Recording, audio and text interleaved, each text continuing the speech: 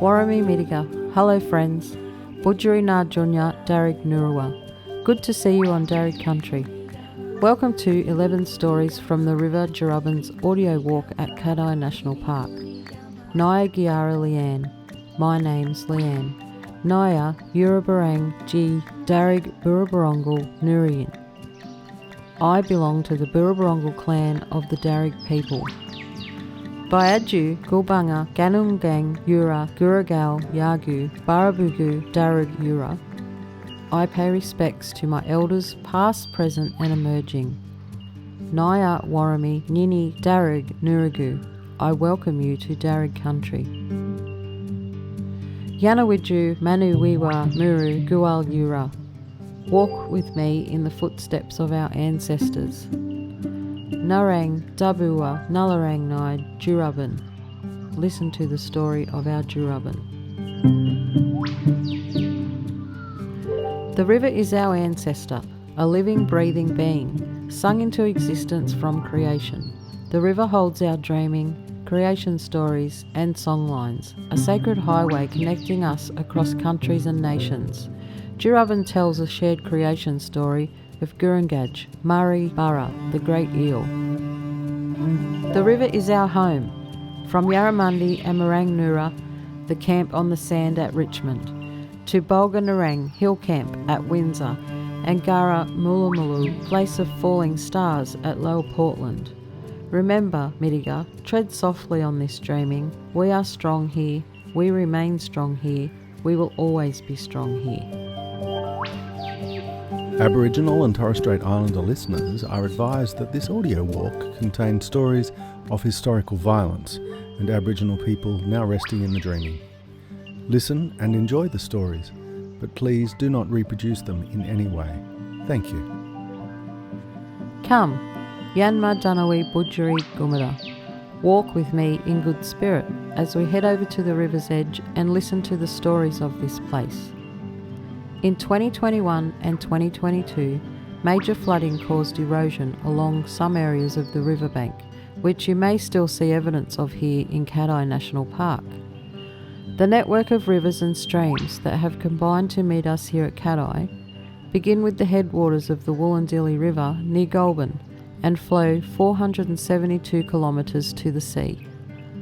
On the way they become the Warragamba, Nepean, then Hawkesbury Rivers, bringing with them the waters of the Avon, Cataract, Cox's, Natai, Cowmung and Gross rivers, flowing through Ganangara, Wiradjuri, Dharawal, Dharug, Darkanyung and Kurringy countries to the sea at Broken Bay.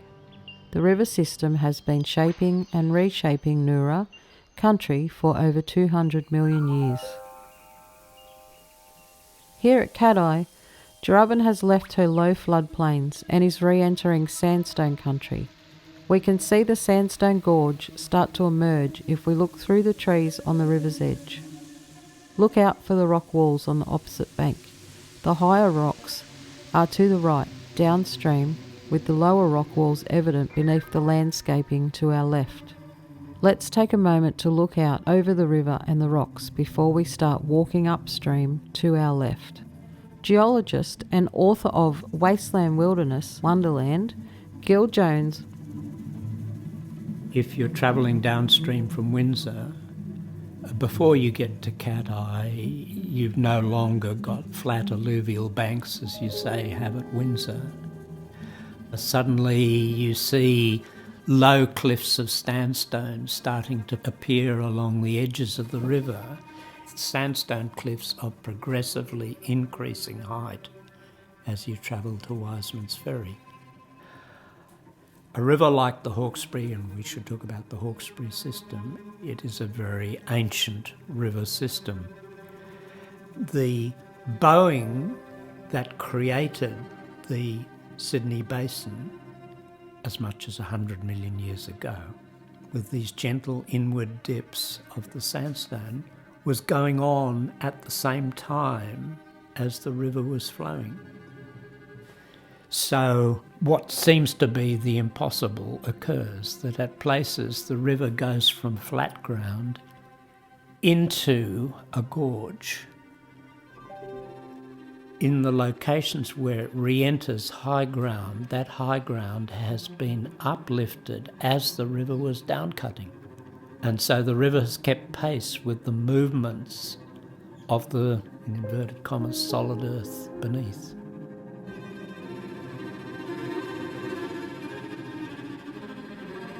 Let's start walking along the river upstream, or to our left. We'll stop when we get to the wharf. Look out for the big Cattai Wharf sign. For my people, this geological change with the river re-entering the sandstone marks the beginning of sacred country. We met with Dharug educator Jasmine Seymour in a nearby grove of scarred trees that our people mark, taking sections of bark for various uses. For us here, there's almost a natural border because there's two different forests. The sandstone country begins. We know that this is the beginning of many of the really, really big, significant sites along Dyarubbin. This is where it all begins from, this family of scar trees.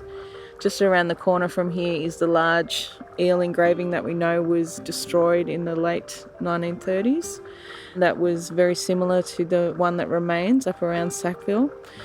And there are several other of those sites along this river. And that's just one part of the story of here. There are many other really significant sites that show other stories. But that part we really know is connected to our great eel being story. Our creation story of the great eel, Maribara Kurringy, is held in Dyarubbin and carved into the rock banks of the Dyarubbin in this area. These engravings marked Kurringy's resting places, turning points in the river, and can also be read as maps. For our people, these sites are sacred, like temples, ceremonial places, which we need to look after and visit, but most of these are on private land and inaccessible to us. The essence of carvings is you've got to have the right rock. This fine, even-grained sandstone occurs as beds within the Hawkesbury sandstone, and it is the stone that Aboriginal people have used for their carvings because it is comparatively more easily carved. Masons call it freestone because it breaks easily under the hammer. When you follow the Hawkesbury down from Windsor, you pass out of the shales and rather different sandstones of the Cumberland Plain into Hawkesbury sandstone. In terms of rock art, we have some of the highest concentrations in the world in Sydney sandstone country, and definitely the lower Hawkesbury here and south of the Hawkesbury, carvings everywhere. And it is all within this, what I'm calling at the moment, freestone within the Hawkesbury sandstone. Within this place we know today as Cattai National Park, 27 Aboriginal sites have been recorded, including engravings, hand stencils, grinding grooves, shelters, artefact scatters and food deposits. In our culture, our sites are all connected. They connect quite a long way right across Dharug country. Some of these engravings combine human figures with an eel-like being, suggesting transformative creative powers and shape-shifting. Stories of shape-shifting are part of our usual way of understanding and perceiving the world. At other places in the park, there are engravings of kangaroos or wallabies. There are also post-contact engravings of sailing ships. As we head upstream, we are walking towards Cattai Creek, which connects Dyarubbin south-eastwards into Annangrove and Castle Hill. Creeks were important living spaces for our people. At the downstream end of the national park, Little Cattai Creek connects the river to many lagoons in the area, such as Weenie, Warraja Lagoon and Warraja Gabawan Big Lagoon, northeast into Maruda. When you consider the spiritual significance of this area to our people, it's not surprising that these two creeks were the places where the first recorded meetings between our people and early European exploration parties on the river took place. When you reach the wharf, head down onto the platform and we'll stop a while there. Nullawa, you could sit down if you like. Local historian and author of Hawkesbury Settlement Revealed, Jan Barclay Jack.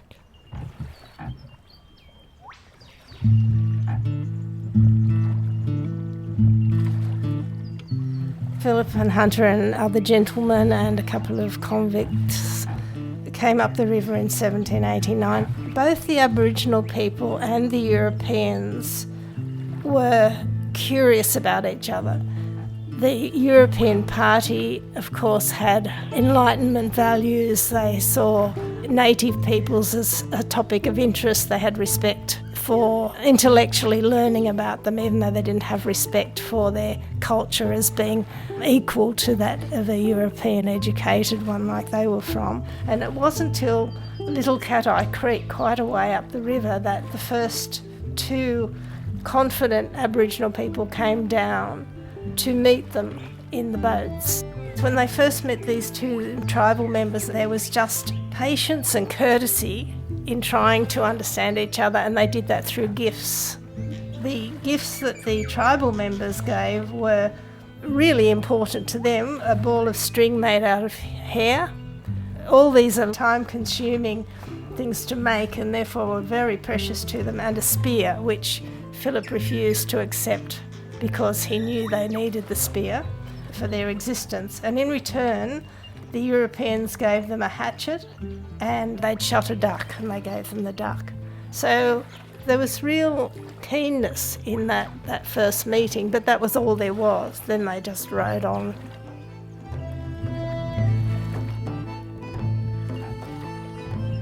That 1789 trip also recorded a number of other observations about the landscape and our people. Emeritus Professor of History at the University of New South Wales, Grace Karskens.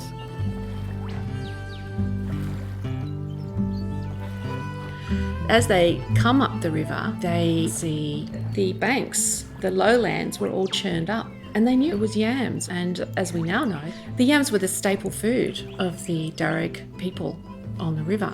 What they also found were lots of traps by the lagoons. There were holes dug and just lightly covered over with grass and shrubs, they think to trap animals. And then there were really fancy eel traps and bird traps, very beautifully made and disguised with feathers, and so very sophisticated methods for catching food, basically. And the food was just abundant. So not only yams, but the lagoons on the river are just chock full of waterfowl, ducks, swans, everything. Lizards, frogs. So it's like a paradise. The other thing that would have made it very mysterious are these amazing tall river flat forests. But when they come past creek junctions, they see places that are open. There's grass, and the trees are large, but they're spaced wide apart. We now know why they were kept like that by Aboriginal people, but they didn't realise that at the time. With Cattai Creek marking the start of sandstone country and the presence of vast rock platforms on the hill up to our left, just behind the old homestead, this place here where Cattai Creek meets the river would have been a meeting place and ceremonial ground. Our people called the river flat forest in this area Dugga Dugga. Remnants of this tall and viney forest can still be found in Mitchell Park, another section of Cattai National Park, a little further up Cattai Creek. River flat forest once covered all of Dyarubbin's river flats and in sheltered gullies tended towards rainforest. There are a number of Dharug language names for places in Cattai National Park and surrounds which relate to trees, such as Bulla, Coachwood, Jumangua, Port Jackson fig, Gurawari, native plum tree, and Bulbura, soft corkwood. These names recorded in 1829 by Reverend John McGarvey suggest that these trees once grew in this area. There are some remnant sections of gallery rainforest along Cattai Creek, which includes many species vulnerable in Western Sydney, including the whalebone tree. In other places in the park are pockets of red cedar and Jamangua, Hort Jackson fig.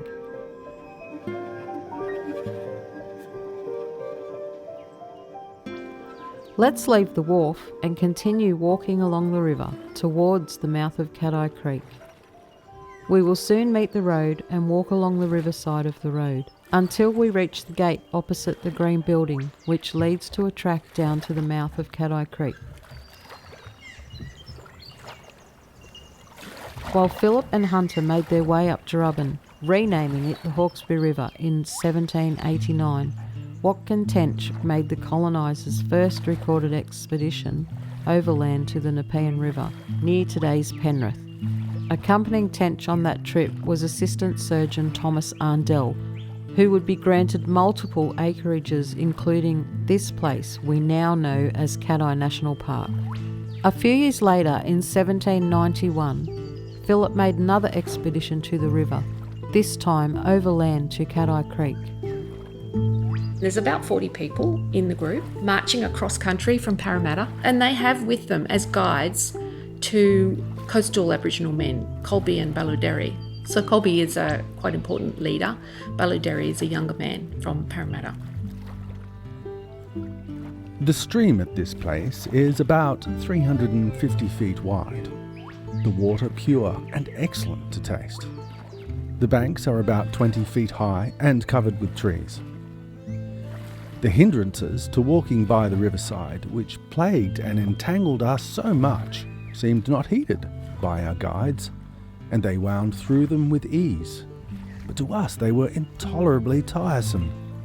Our perplexities afforded them an inexhaustible fund of merriment and derision. What can Tench a complete account of the settlement at Port Jackson? Cattai Creek, right here, is where part of that story is situated. From the perspective of the Aboriginal guides, it's very obvious that they were making fun of the white fellas and laughing at their lack of knowledge about place and really mocking them, and the Aboriginal people are feeling completely comfortable in their surroundings and that it's not something that is foreign to them at all. They go north instead of south, so they clamber all the way up the side of Cattai Creek. As usual, everybody runs away. The women take off in the canoes. A man is hunting for a grub in a tree and he's just terrified and runs away. Our people likely had no idea who these white-skinned men were. They may have thought they were ghosts. There also would have been protocol around who came onto country and welcoming. The party had not at this point been received by our elders. They march all the way up Cattai Creek, but when they're at the top they realise they've gone the wrong way. And when they come down, Gombre and Yalamundi are paddling along the river. There's a really important exchange, and Gombre welcomes them to country. After the party spent the night together nearby, Gombre demonstrated how our people climb trees to catch wali, possum. Goomberi asked for a hatchet, and one of ours was offered to him, but he preferred one of their own making. With this tool, he cut a small notch in the tree he intended to climb, about 2.5 feet above the ground, in which he fixed the great toe of his left foot and sprung upwards, at the same time embracing the tree with his left arm. In an instant he had cut a second notch for his right toe on the other side of the tree, into which he sprung, and thus, alternately cutting on each side, he mounted to the height of 20 feet in nearly as short a space as if he had ascended by a ladder. Although the bark of the tree was quite smooth and slippery, and the trunk 4 feet in diameter and perfectly straight. To us, it was a matter of astonishment, but to him, it was sport, for he kept talking to those below and laughing. He descended with as much ease and agility as he had raised himself. What can Tench?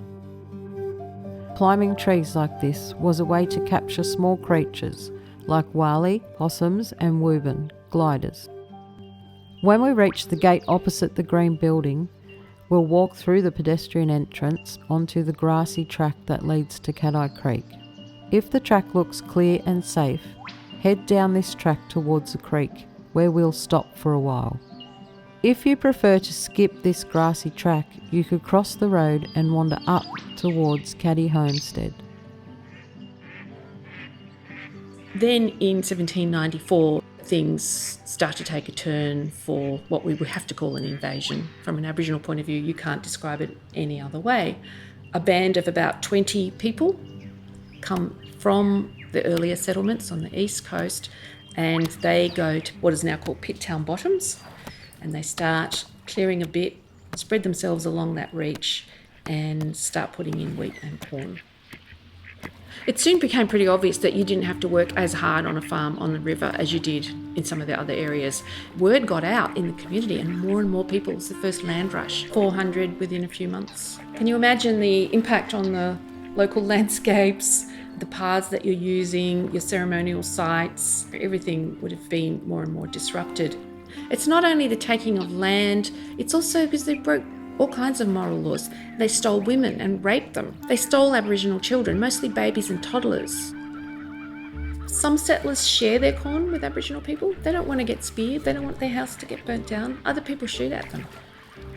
But then slowly there's this realisation that these people are here to stay and they're not shifting. And that's when you get acts of war as well as law.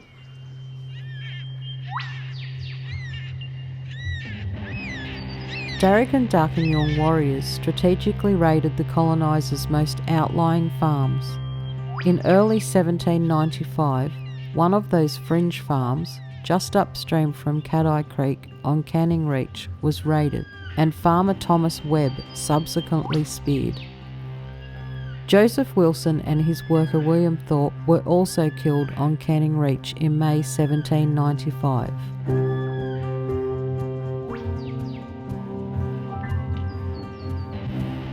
If you look up the river from the mouth of Cattai Creek, you can see the bend where the river turns into Canning Reach. Cattai Creek connects the river into the country southeast through Annangrove and Glenhaven, with its headwaters in Castle Hill. Cattai Creek is a corridor reaching halfway from Dyarubbin to the coast. It would have been a pathway between different clanal areas within the Dharug Nation. If it looks safe to do so, you might like to sit by the river here or wander a little along the creek before we head back to the road. Without any negotiation with our people, our country was taken by the British government and granted to ex-convicts and settlers. By 1795, Thomas Arndell, who had arrived as an assistant surgeon on the First Fleet, was in charge of the hospital at Parramatta. By then he had received 2 grants of 60 and 70 acres in the Parramatta area, which he started to farm and would receive another 100-acre grant at West Pennant Hills. It's possible that Arndell spotted this beautiful place by the river and creek while visiting his patients in outlying areas. Arndell was likely already living here at Cattai around 1799. And was officially granted 600 acres here in 1804. This large part of Dharug country was from Little Cattai Creek to just beyond Cattai Creek.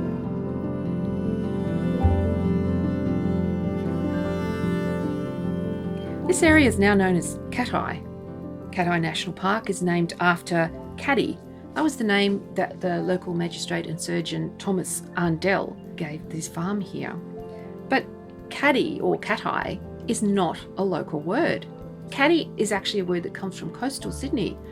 Caddie is the area on Sydney Harbour on the south side, and it's the country of the Cadigal, the people of Caddie. It seems that Surgeon Arndell, on taking this land from Dharug people, gave it a name from Sydney because those sort of educated people in Sydney were very interested in Aboriginal language and in the words. However, we know now that the actual name of this area where Arndell's farm was is quite different. It's Bulbura, which most likely refers to a kind of tree, the soft corkwood, a kind of tree that would have grown in river flat forests that covered the banks here, really dense, green, viney river flat forest. It's just that we don't have it on any of our lists today for this area. So it's really interesting. This Bulbura could be a record of the trees that originally grew here and were growing here in the late 1820s In our language, place names often referred to resources that were available at different times of the year. It was here at Caddie that Arndell settled with his ex-convict wife Elizabeth Burley and family. He was well respected amongst settlers in the district, to whom he was both surgeon and magistrate. Despite the Arndell family presence, our people would have continued to use this area in the traditional way for as long as they could. Yanma, let's make our way back to the road. My name's Yvonne Arndell Tuckerman. I'm the 7th generation descendant of Dr. Thomas Arndell, assistant surgeon on the 1788 First Fleet. He was the doctor on the ship Friendship. I grew up in Windsor with my mother and sister. Our weekends and holidays, we would catch the bus after Sunday school and travel to Cattai to our grandparents, Reginald and Maud Arndell, who lived at Hope Farm, and we walked in from the main road, several kilometres. Hope Farm was part of Thomas Arndell's original grant of 600 acres. The other properties were Macquarie Retreat across the Cattai Creek and Caddie. Farming was mainly produce of cereal crops and orchards of oranges, mandarins, cattle and domestic animals. They cleared the ground along the banks of the Hawkesbury River for planting their crops. Livestock were used to clear the land. Original Thomas had 8 or 9 Aboriginals working with him, as well as convicts at one stage. There would have been Aboriginals residing or living in that area around there. I don't remember any stories of there being confrontations with them, because Original Thomas was very humane. When you reach the road, please make sure it's safe to cross before carefully crossing over and heading up over the grassy lawn to the Caddie homestead. One of the strategies that Aboriginal people had to survive, and this is right across Australia, including on the Hawkesbury, is what they called sitting down on an estate. That is Aboriginal English that actually dates back to as early as 1805. So that's really interesting. Most of these big estates had Aboriginal people living on them, not permanently, but as a home base, as they carried on as best they could their traditional lives and their sacred rituals and their socialising. Caddie was one of these large estates our people continued to visit and live on in the Hawkesbury, as was Belmont, the home of Magistrate Archibald Bell at Richmond Hill, Mamre, the home of Samuel Marsden, and Clydesdale, Cox's estate on Wyandotte, South Creek. But as our country was taken and Dharug people were killed, raped and stolen all along the river, our people fought back. In 1804, there was another wave of raids across the river and just downstream. John Howe and his servant were speared at Swallow Rock Reach. In the second phase of this frontier war, which broke out in 1804, more people were speared, not killed, but speared, and all their possessions were again taken away. This was the modus operandi of the Dharug attacks. They knew that worked at Sackville Reach in the 1790s, so they did it again as more people moved in again on those farms.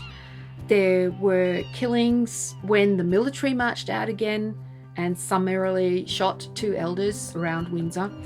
And after that, local magistrates, the Reverend Samuel Marsden, and also Surgeon Thomas Arndell, who already had relationships with Aboriginal people, they asked the 2 leaders, Yarramundi and Yarragawi, to come in and meet and talk. So again, an act of diplomacy and peacemaking. And they came. And we think that this probably happened on Surgeon Arndell's property, Caddie. What they did as a peace offering was load them up with food and clothing, as much as they could carry, and sent them on their way, hoping that peace had been achieved at last. But of course, peace had not been achieved at last. They hadn't solved the basic problem of the country having been invaded. So, of course, those raids continued and worsened into 1805.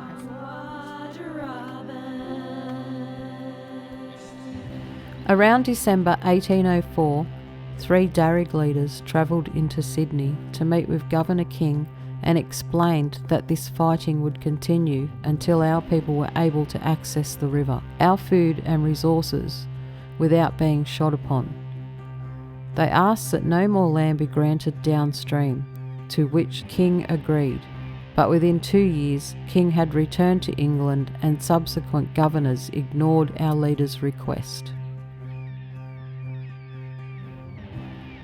When you reach the homestead, you might like to wander through the grounds, or Nullawa, sit a while and look back towards the river.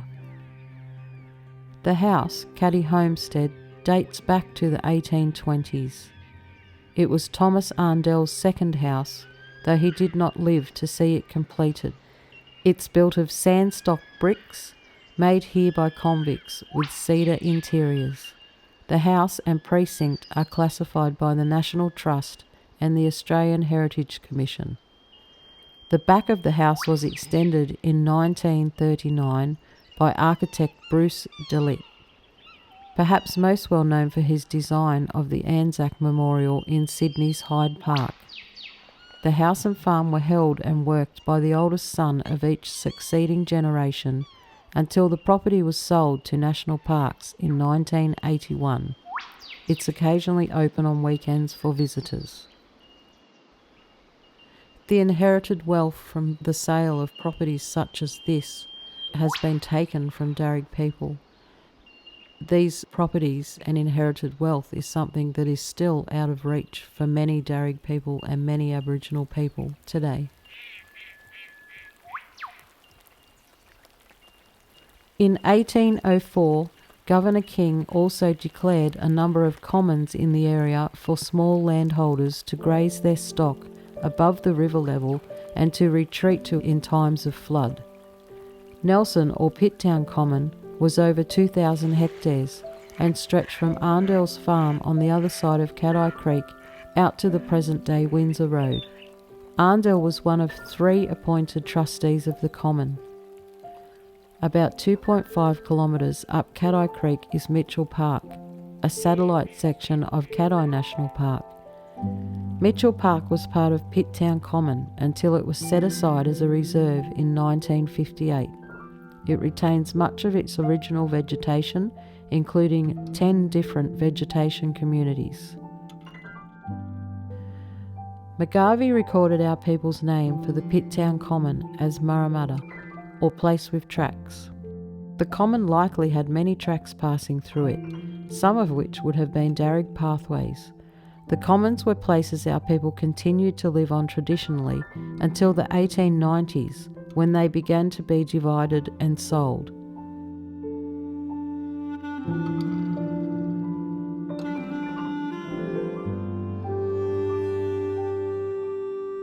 In March 1806, floods rose to within 18 inches of the first home of Thomas Arndell here at Caddie, a sandstone house likely built in 1799 on the slope just north of the 1824 home where we are now.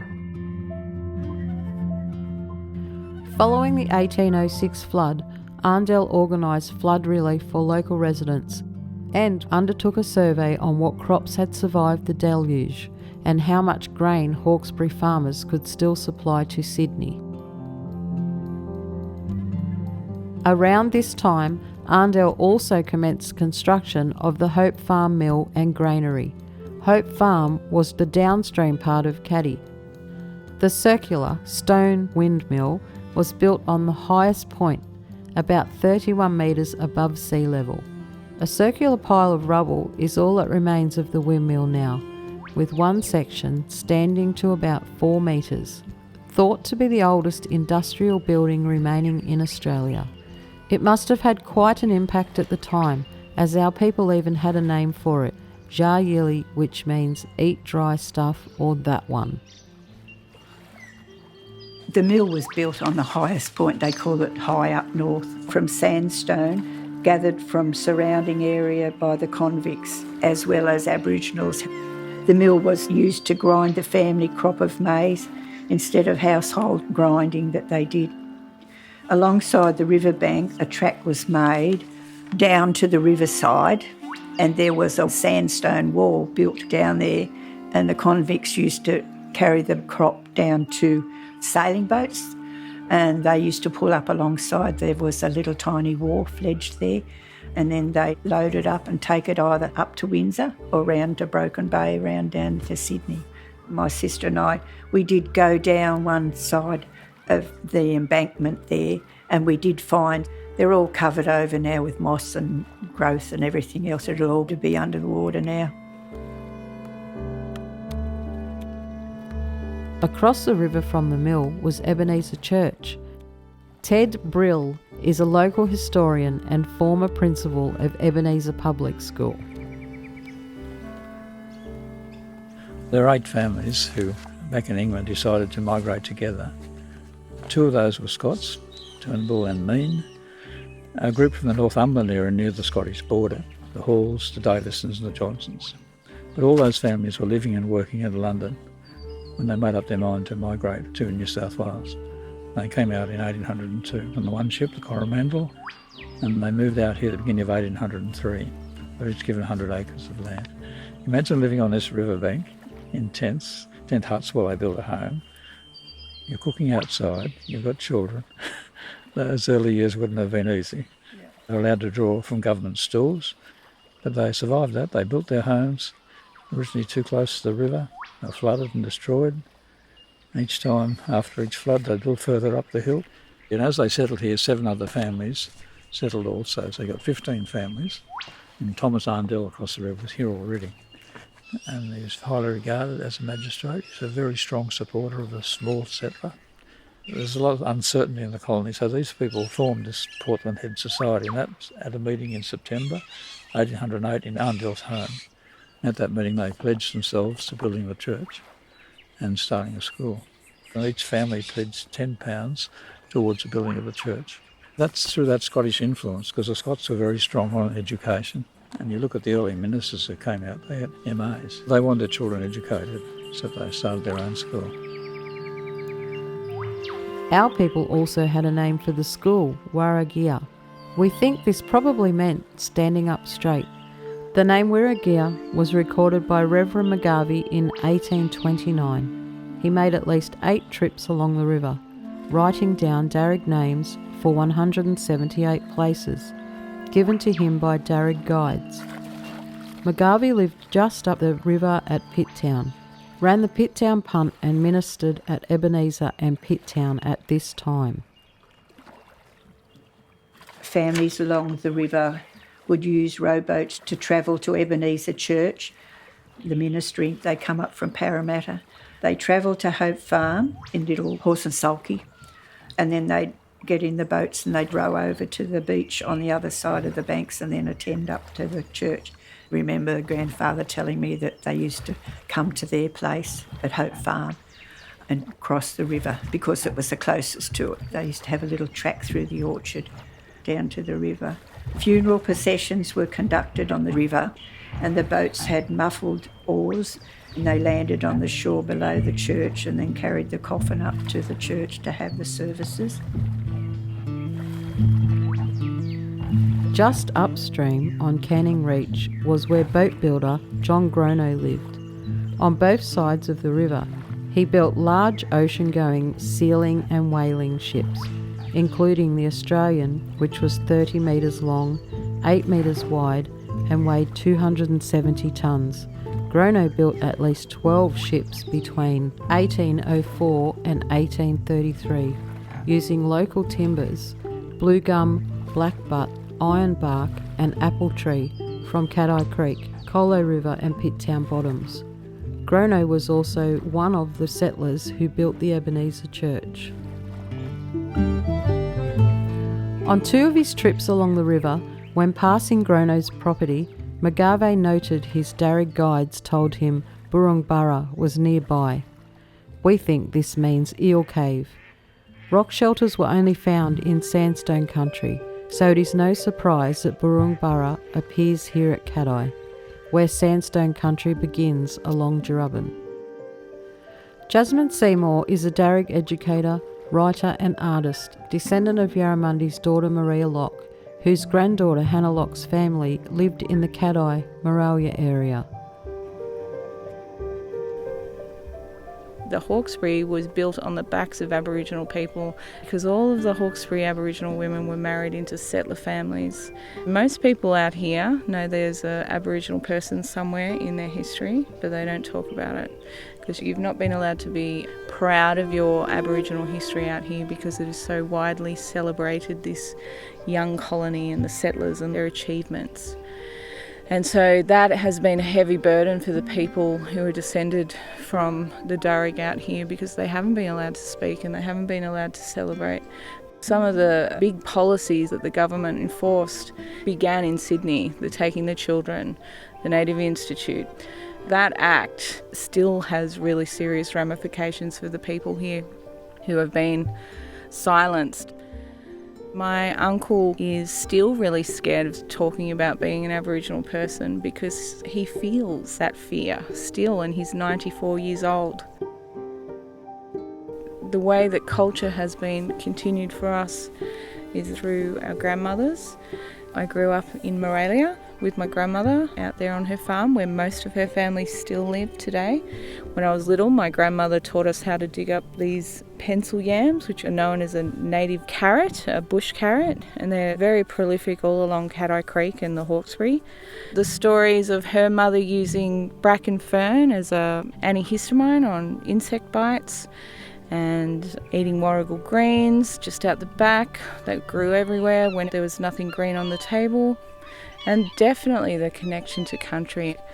My grandmother and her brother, they had a really big sense of caring for the land that they were on, and they would maniacally clear it every winter with lots of burning ever since I've been really little. They have a conversation with the land that they're on, and we always had a really big sense of that when we were in the bush with them. A real reverence for something that is bigger than them. Lots of instances where they were reading the signs of country. Yeah. My uncle, he's the last one of those Hannah Locke grandsons out here. Hannah's family, they travelled to Hawkesbury by boat constantly. They spent a lot of time on the river. They had an orange orchard. They were farmers. They grew up fishing for perch and mullet and just living by and off the river. He talked to me a couple of times about being taken fishing with his uncles and them talking about how the inland mobs would come and feed off the oysters at Barowra when times were really lean. He's talked about some of the places along the river, and in particular the engraving.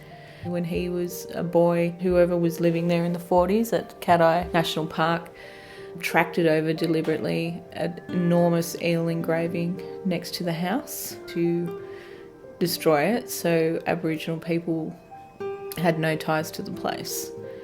Which must have had a huge impression on him because when he was telling me about it, it was the big deal that engraving had been destroyed to displace the Aboriginal people that were remaining. And those people were him, of course, his family, my family.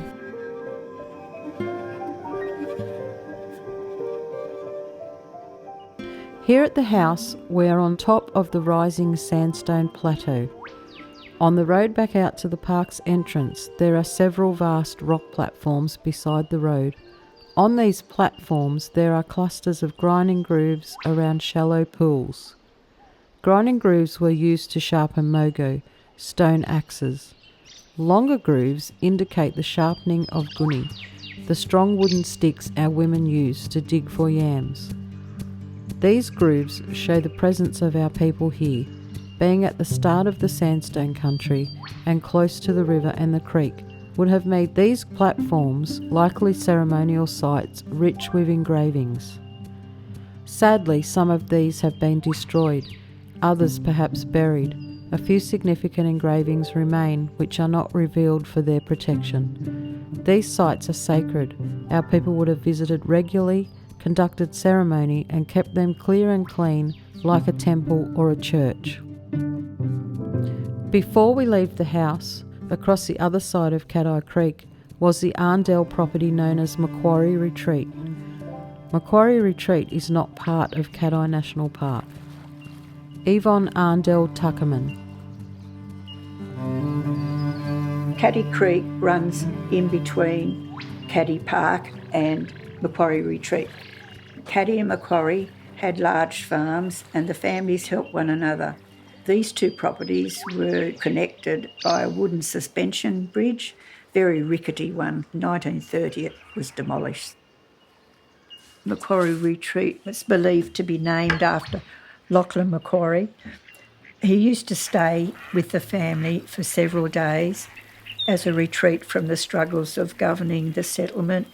My grandfather lived in Macquarie Retreat. My mother was born at Macquarie Retreat, and then they grew up at Hope Farm. There must have been a flood because the story is that Mum was born 22nd of December.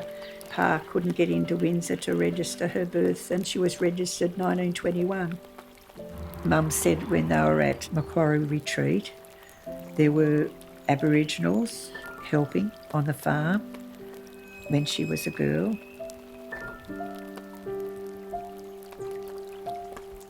Let's start walking now down to the Warraja Lagoon below the house to the north. As you're facing the river to the right, you can either walk back to the road the way we came up, then head along the road, taking the right-hand fork, or if you're feeling game, as you're walking back towards the river, head down through the cleared grassway over to the right and keep heading that way until you reach the picnic loop trail roadway further along. Then make your way towards the Warraja Lagoon. In the 1867 flood, the highest on record at 19 metres in Windsor, floodwaters reached the upstairs rooms of both Caddie and Macquarie Retreat. Eliza Arndell, granddaughter of Surgeon Thomas, was the last to leave Caddie with her 8-year-old nephew Albert. They spent the night in the bush. Over at Macquarie Retreat, James Hawkesbury Hall and his wife camped in the loft of their barn, just out of reach of floodwaters. Michael Kemp's family live across the river from Hope Farm on Swallow Rock Reach. Michael is descended from ex-convict Peter Kemp, who arrived on the river in the 1830s. We met at Charles Kemp Reserve over the river and just downstream.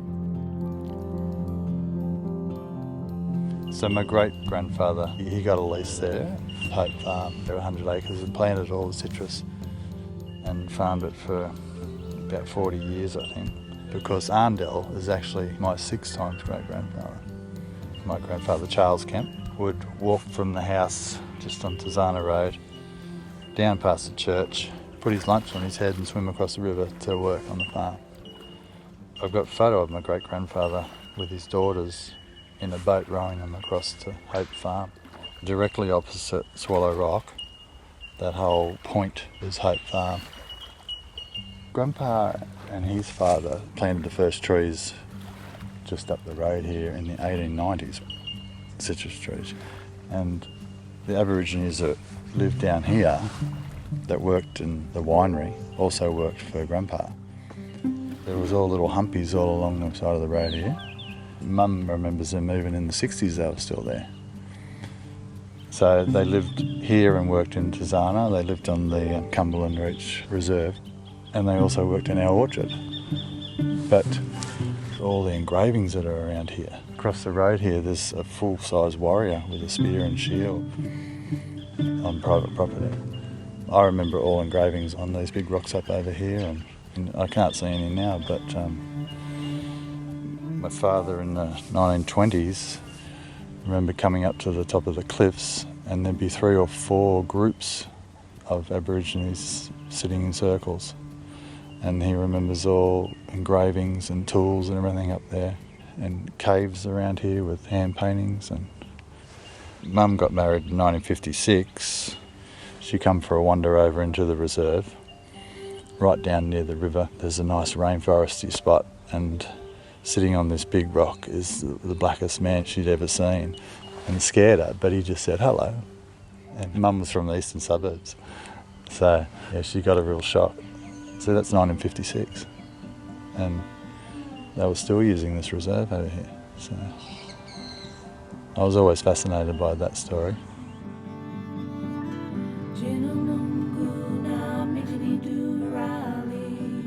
Floods have been known to move massive amounts of sand, especially when riverbanks are cleared.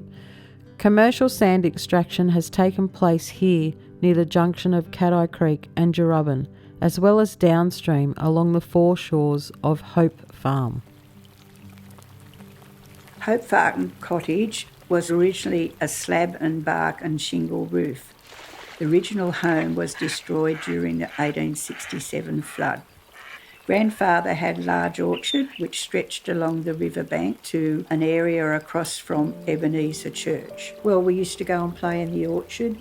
He used to have crops of watermelon in the paddocks. I remember going out after 1961 flood, I think it was a a big one that I've seen. The orchard was filled with sand and you could only just see tops of the mandarin and orange, beautiful orange trees. You just couldn't dig the trees out or the sand, it'd take too much. Every flood changed the beach, and when we were younger, once the orchard was destroyed, there was enough sand to sort of travel all the way from the water, virtually all the way up the embankment, and we used to run and roll and picnics and all that sort of thing. We learnt to swim because they had a lot of reeds along the riverbank, and our grandfather said that you've got to learn to swim. You'd jump off fallen willow trees along the embankments. In years gone by, there used to be a lot of willow trees along the banks of the river, but with the floods it sort of took a lot of that, filled it all up with sand. And the orchard that my grandfather had, we used to have camps underneath the she oaks on the higher side of the beach. My grandfather taught me to fish on the river. We had to learn to row the boat. After many floods and dairying was unsuccessful on Caddie, Thomas Arndell opened up the grounds, might have been in the 1960s, and he catered for families to use the river for swimming, boating, picnicking, water skiing, camping. We used to go up there every weekend and help. They had a canteen down on the flats where they have the picnic area now, and they had small caravans that people used to come up from Sydney all the time, top water skiers. They used to have competition along there. But a lot of the skiing boats, so many boats on there used to erode the side of the banks. At Caddie, they had a lagoon that they called the convicts, and they used to have those water pedal boat things there. That proved very popular for many years until further floods destroyed the area and finally proved unfinancial for the family. They sold their Caddie property to the New South Wales Parks and Wildlife and moved to Canoundra. If you've reached the Warraja Lagoon, let's wander along the bank for a while. There are many Warraja lagoons along Dyarubbin, ancient bodies of water, marking out older river courses. They're ecologically rich places and were important food, medicine and camping grounds for our people. In his walks along the river with Dharug guides in the 1820s, Reverend McGarvey recorded names for many lagoons. Grace Karskens. The McGarvey list names 25 lagoons, from Murray Murray in Richmond right down to Beruma, which was a once vast lagoon and wetland down at Sackville. A lot of them tell us something about the country, so they might be named for birds, like Beruma or Birama is a reference to the ducks that no doubt live there. And to me that's so evocative because the ducks were in their millions on the lagoons here. That's one reason the white people loved it so much. They could just go out and shoot themselves a meal. These lagoons are so important in this story because they're like larders. There's birds, there's fish, there's yams, there's edible reeds, water plants. This place, now Cattai National Park, is at the start of a sacred zone for our people, a ceremonial site and meeting place at a creek and river junction with many engravings, and is also right beside a Warraja lagoon, a rich resource place. This was a place our people camped at and visited often, for as long as they could. You may have seen buru, eastern grey kangaroos, lounging around the park. Other mammals you might see include swamp wallabies, echidna, possums, gliders and marsupial mice. There are 4 major wetlands across the national park, dominated by knotweeds, rushes and sedges, and supporting a range of regionally significant plant species, including the aquatic plant water shield. The wetlands also provide important habitat for a wide range of bird species, such as the black bittern, coot, dusky moorhen, maned duck, Pacific black duck, pied cormorant and great egret. You may see the surface of the lagoon covered with azolla, a native floating fern which thrives on nutrient-rich stationary water. Azolla plays a vital role in reducing nutrient loads and other contaminants which may enter the water and, in most cases, provides good habitat for wetland flora and fauna. Cattai is in one of the most polluted sections of the river, with treated wastewater from northwest and western Sydney being released into Cattai Creek and further upstream into Waianamadda, South Creek, meeting in the waters of Dyarubbin. Ian Wright, Associate Professor of Environmental Science at Western Sydney University.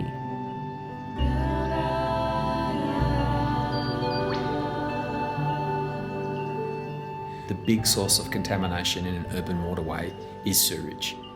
And every person in Sydney generates something in the order of 200 to 300 litres per day of wastewater.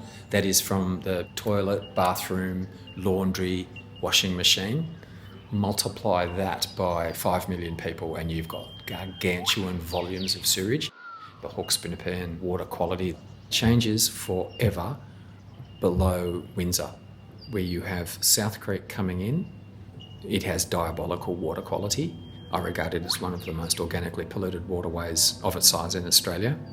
We also have Cattai Creek, which has Rouse Hill and Castle Hill sewage in it. So that section from Windsor through to Sackville, Wiseman's Ferry, you've got the benefit of tidal flushing, that's a tidal part of the river, but you've got awful water quality coming in.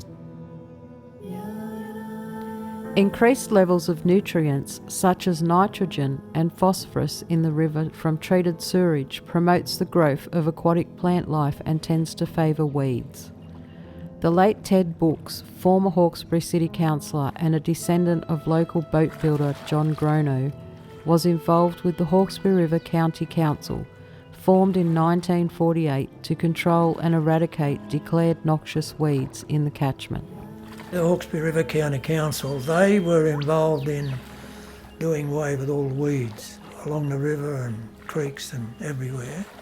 And they're a good organisation. There was Borkham Hills, Blacktown, Hawkesbury, Penrith, Barara. They were spraying the weeds. I've got photos somewhere. That's down halfway between Castle Hill and Moraga. Look at the weeds. Yeah. They were choked up everywhere by water hyacinths. It was everywhere. We got in a helicopter one day. We went all the way down the river and I said go up into Long Swamp, back at Cattai. They didn't even know there was such a place. Covered with weeds. I said, what happens here when you get a lot of rain, it just washes it straight out into the river and then it spreads everywhere else. They cleaned up all the river, right from Cornwallis down to Cattai. And did a good job. It was bad all the way down the river. From working by hand with a small punt in the 1950s to control weeds such as Ngurra burr, which grew 11 feet high, spraying farmers' crops in the 1960s and 70s with now outlawed chemicals such as DDT and dieldrin to raise money for supplies, and with boats and hovercraft experimenting with chemicals from companies such as DuPont to control weeds like water hyacinth, salvinia, crofton weed and alligator weed, the Hawkesbury River County Council is now implementing biological control, introducing species such as the flea beetle, leaf-feeding beetle, jewel beetle, salvinia weevil and smut fungus to help control outbreaks of alligator weed, wandering trad, Madeira vine, cat's claw creeper and salvinia, the council continues its work in spraying for weeds from boats along the river. Environmental educator Sue Martin lives in the Cattai Creek Catchment, heads CHEN, Cattai Hills Environment Network, and has spearheaded the Hawkesbury Nepean Waterkeepers Alliance and a study on platypus in Cattai Creek. We as community have lost our connection to place. Every bit is important. It's actually knowing where your waterway is and where it goes. There is no public water quality data that tells you the story of the Hawkesbury Nepean. People assume it's there. People assume that there is this agency looking after the river, but there's none. They all got abolished. I have had a connection to the river for a very long time when I was an educator for the Hawkesbury Nepean Catchment Management Trust. That organisation was the most amazing group of people working to look after the river. The planning organisation that brought all the councils together to think about the river. The catchment management groups that looked at each of the sub-catchments and got community engaged. The education opportunities, the riverbank management program, the nursery industry education program, scientists that were looking at wetland management or rapid assessment of riparian areas. Just amazing amount of collaboration and a place that people could come to know about the river. And we had an amazing beginning of working with First Nations and having an Aboriginal river care. I lament that the Hawkesbury Nepean Catchment Management Trust, that it's not there. It took me quite a while, and that was a motivator for me to start CHEN in my local area, and hopefully one day we'll see something of the scale of what we had in the Hawkesbury Nepean Trust come back. So in Cattai, we go from Castle Hill, urban. Our CHEN group also looks at Little Cattai, which is not connected to Cattai and is the most pristine creek system in the Sydney Basin with amazing wildlife. Platypus have been found across Little Cattai and Cattai. And so platypus have been hidden in the Sydney Basin, surviving through our urban encroachment. Feel free to wander back to where we started in your own time. One of the most well-known Dharug men in the Cattai area during the 1800s was Kurringy, leader of the Caddie Creek Tribe. He was known as Black Captain as he sailed on some of the ocean-going, sealing and whaling voyages, which departed from Dyarubbin in the early 1800s, and was known for his bravery. He was also a warrior who defended his country and was on Governor Macquarie's most wanted list of resistance fighters in 1816. Years later, Kurringy petitioned the government a few times for a boat to help his people survive. Local settler families wrote supporting letters to help his petitions, which the government refused. He sheltered in the Grono household during the 1864 flood and perhaps lived in an area Grono referred to as Captain's Gully in the Long Swamp, upstream in the Cattai Creek catchment where the Grono family sourced timber for boat building. Local Dharug Lock family descendants told archaeologist James Cohen that when Kurringy died, their grandfather and great-grandfather buried him in the traditional way on his clan territory.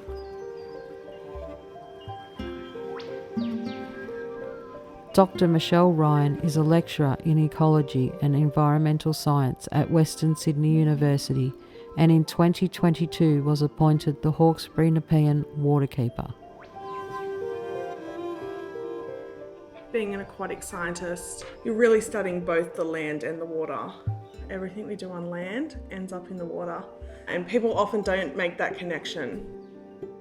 My role as a waterkeeper is really to be a community voice, so to listen to what people want and how they want to connect with the river, to facilitate workshops, communications between community groups, different organisations, local councils, state government, as well as to collect data to be out on the river. We're really lucky to run a few workshop days. So we ran a water bug workshop day at Fred Cattai Reserve at the very start of Cattai Creek in Castle Hill. Water bugs are essentially the basis of all life throughout the river system, and the wetlands are really important. Those microscopic to macroscopic bugs. Most of our terrestrial bugs start off their life in water. Looking at a healthy ecosystem, we want to see a good variety of different families of water bugs. And in degraded systems, we see very few families. When we do macroinvertebrate counts, it will tell us kind of the long-term health of a system, as opposed to doing water quality testing will tell us at this point of time, this is what it was. Very excitingly, we've been studying platypus in Cattai Creek. We've actually found them at Castle Hill at Fred Cattai Reserve. So we're finding that the platypus are going the whole length of Cattai Creek catchment, and they're right in the heart of urban areas.